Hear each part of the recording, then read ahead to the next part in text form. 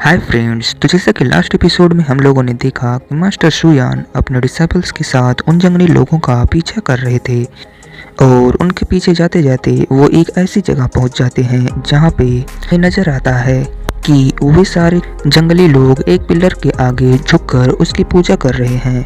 ऐसा लग रहा था कि जैसे वो लोग उसे अपना गॉड मान रहे हों। मगर फिर मास्टर सुयान उस पिलर के पास जाते हैं और उस पर अपने फिंगर हल्का सा टच करते हैं, जिससे वो पिलर पूरी तरह से टूटकर छोटे छोटे टुकड़ों में बिखर जाता है, जिसके अंदर से एक स्पिरिचुअल बॉडी बाहर निकलती है।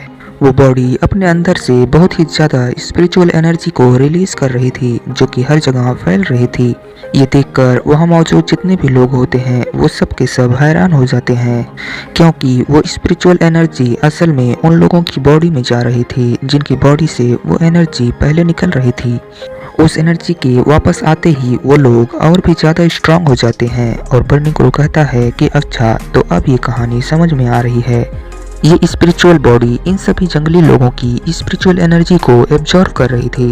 यही वजह है कि इनमें से किसी की भी बॉडी में थोड़ा सा भी स्पिरिचुअल एनर्जी बचा ही नहीं था। और दूसरी तरफ चूचू कहती है कि जैसे कि स्पिरिचुअल पावर्स भी हमारी इन सब की वापस से मिल गई है और अब वो भी पहले की तरह बिल्कुल नॉर्मल हो गई थी। और वो उन जंगली लोगों के बारे में कहती है कि अब ये लोग भी पहले की तरह बिल्कुल नॉर्मल हो गए हैं। मगर वो जंगली लोग बहुत ही ज्यादा डरना शुरू कर देते हैं। उन्हें लगा कि शायद उन लोगों ने गॉड को डिस्टर्ब कर दिया है। और बर्निंग क्रो उस स्पिरिचुअल बॉडी के आसपास घूमते हुए देखता है तो अचानक से उसकी आंख खुल जाती है, जिस पर बर्निंग क्रो बहुत ही ज्यादा डर जाता है और मास्टर सुयान के पीछे जगह छुप जाता है।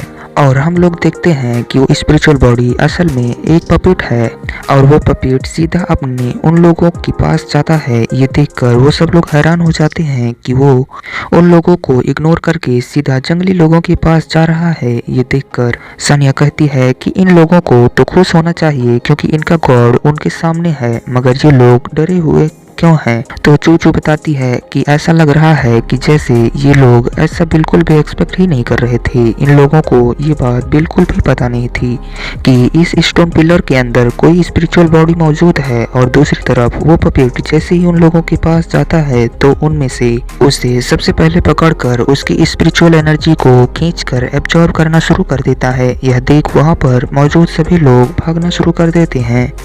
मगर फिर वो जैसे ही उन लोगों की बॉडी से वो स्पिरिचुअल एनर्जी दोबारा से निकलती है तो वो लोग दोबारा से वीक पड़ जाते हैं और बेहोश हो जाते हैं। यह देख बर्निंग क्रो कहता है कि ये तो रुकने का नाम ही नहीं ले रहा है। यहाँ मौजूद हर एक बंदे की इसने स्पिरिचुअल एनर्जी को एब्जॉर्ब कर लिया है। और दूसरी तरफ मास्टर सुयान उन लोगों से कहते हैं कि ये पपेट तुम्हारी प्रैक्टिस करने के लिए बिल्कुल परफेक्ट है। ये सुनते ही कॉमेट फौरन से उस पे हमला करने के लिए जाता है और जाते ही साथ उस पे बुद्धा पाम टेक्निक का इस्तेमाल करके अटैक कर देता है, जिस पे वो पपेट उससे वापस से पीछे धक्का दे देता है। ये देखकर सानिया आगे बढ़ती है तो कॉमेट कहता है कि उसे छूना मत, वो तुम्हारी एनर्जी को एब्जॉर्ब कर लेगा। यह सुनते ही सानिया उस पर दूर से स्पिरिचुअल अटैक करती है, मगर वह देखती है कि उसका स्पिरिचुअल अटैक बिल्कुल बेकार है क्योंकि वो एनर्जी को एब्जॉर्ब कर रहा है। ये कहने के बाद वो स्पिरिचुअल बॉडी सानिया पे एनर्जी अटैक करती है, मगर फिर इतने में कॉमेट उसके पास आ जाता है और कहता है कि देखते हैं कि यह बॉडी कितनी हार्ड है। वो उस पर एक के बाद एक फिजिकल अटैक करना शुरू कर देता है, मगर उसके अटैक का कोई भी फायदा नहीं हो रहा था। यह देखने के बाद फिर सानिया फ्लावर ब्लूम टेक्निक का इस्तेमाल करती है, जो बहुत ही ज्यादा पावरफुल अटैक है। और दूसरी तरफ कॉमेट जब उन अटैक्स को अपनी तरफ आता हुआ देखता है तो वो फौरन से वहां से हट जाता है और वो अटैक सीधा जाकर उस पपेट को हिट करता है। मगर हम देखते हैं कि उस पपेट को बिल्कुल एक खरोच तक नहीं आई होती है और वो अपनी जगह से थोड़ा सा भी नहीं हिला होता है। उस अटैक का उस पर थोड़ा सा भी असर ही नहीं हुआ होता है। और दूसरी तरफ वो लोग देखते हैं कि वो पपेट अपनी बॉडी से फिर से एनर्जी जनरेट करने लगता है। ये देखने के बाद सानिया अपने क्लोन्स क्रिएट कर देती है और तेजी से जाकर उसी के ऊपर चारों तरफ से हमला कर देती है। वो उस पर चारों तरफ से फिजिकल अटैक करना शुरू कर देती है। इस तरफ वो लोग उस पपेट के साथ लड़ रहे होते हैं और दूसरी तरफ मास्टर शुयान देखते हैं कि बर्निंग क्रो और चूचू वो दोनों कुछ स्टोन को जमा कर रहे होते हैं। तो मास्टर शुयान को वह स्टोन कुछ खास लगता है, जिस पर वो एक स्टोन को उठाकर अपने हाथ में चेक करते हैं और दूसरी तरफ बर्निंग क्रो और चूचू वो काफ़ी खुश होते हैं और वो लोग कहते हैं कि हम लोगों ने सोचा नहीं था कि यहाँ पर इतनी खास चीज़ें मिलेंगी। हम लोग ये सभी स्टोन्स को अपने साथ ले जाएंगे। और दूसरी तरफ मास्टर शुयान वो अभी भी उसी स्टोन को देख रहे होते हैं और उसके बाद दूसरी तरफ कॉमेट और शानिया वो अभी भी उस पपेट के साथ फाइट कर रहे होते हैं, जिसमें उस पपेट को भी अब थोड़ी दिक्कत का सामना करना पड़ रहा था। वो एक एनर्जी ब्लो से उन दोनों को वापस से पीछे धकेल देता है और फिर अपनी एनर्जी का इस्तेमाल करते हुए उनकी बॉडी से भी स्पिरिचुअल एनर्जी को एब्जॉर्ब करने की कोशिश करने लगता है। यह देखकर शानिया और कॉमेट उससे दूर हटने की कोशिश करते हैं, मगर उसका वो अटैक उन दोनों को अपनी तरफ तेजी से खींच रहा होता है।